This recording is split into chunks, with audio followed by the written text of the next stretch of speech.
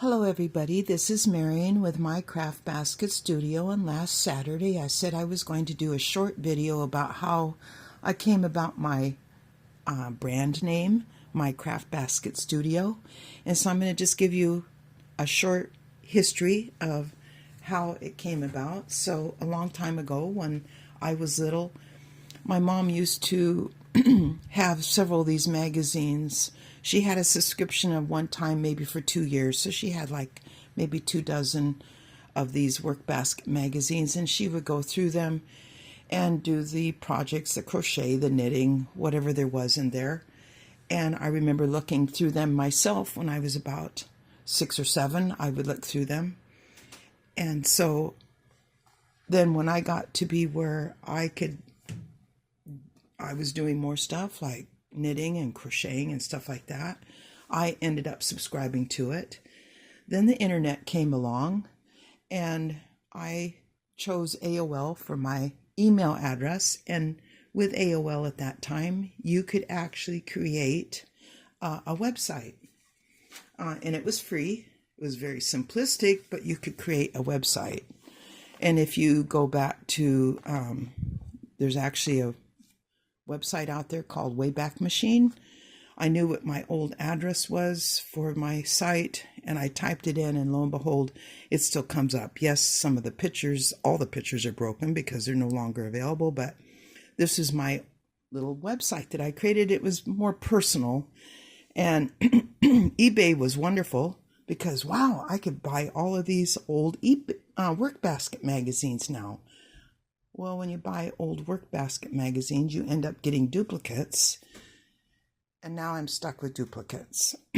So I decided to create a website, still through AOL, that just was saying, hey, I got work baskets for sale.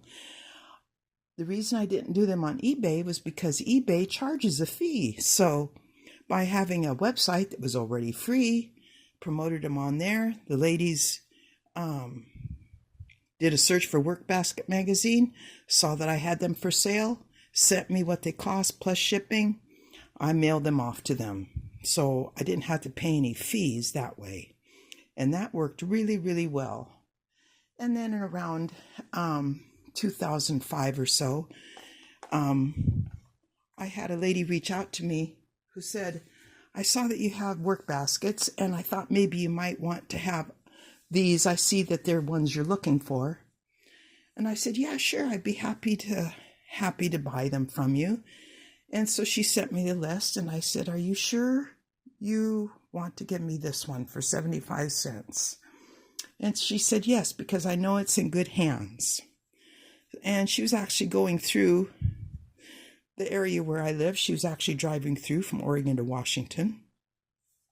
And she stopped by where I worked, and she gave me a box that contained this one, which is Volume 1, Number 1 of Work Basket Magazine.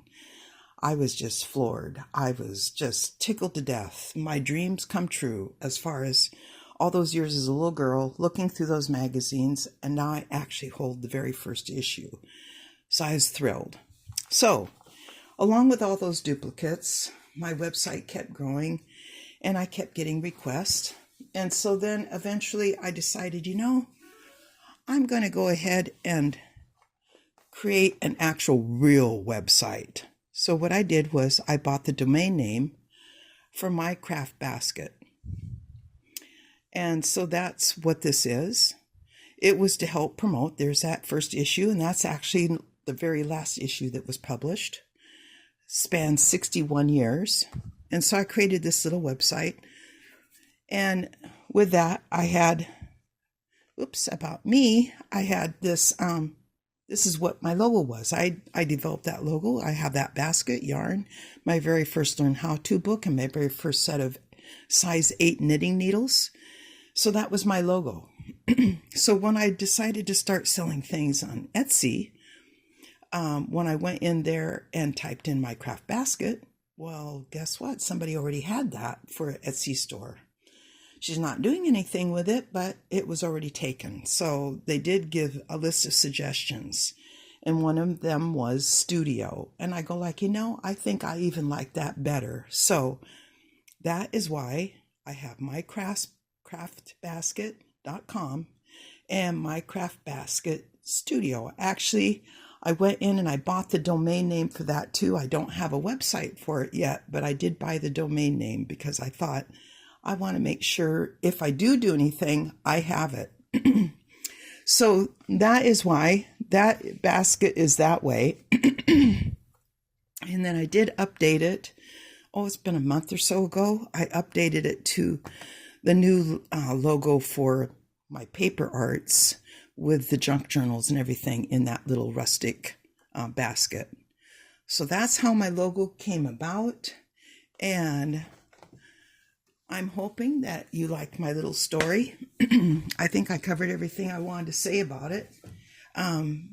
Be sure to visit me at MyCraftBasketStudio.etsy.com and be sure to subscribe to my YouTube channel, MyCraftBasketStudio.